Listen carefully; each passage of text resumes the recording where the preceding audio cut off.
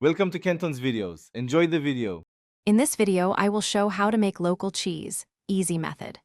Start by heating fresh whole milk slowly to about 86 degrees F while stirring gently, then add rennet and starter culture to set the curd. Cut the curd into 1-inch cubes, allow whey to separate, and stir gently to expel more whey while keeping the temperature stable and consistent. After the curd forms, cut it into uniform pieces and let it rest a few minutes to firm up. Gently stir and raise temperature by a few degrees if needed. Then ladle curds into cheesecloth and press with light weight for 1 to 2 hours, turning occasionally to expel whey evenly, keeping a calm, steady rhythm to avoid overworking the curd and losing moisture.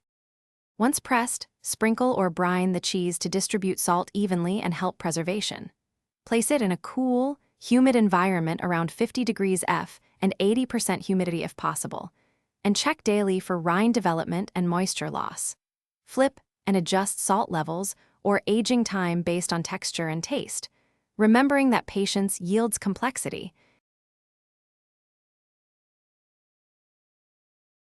Thanks for watching. Consider subscribing if we helped you.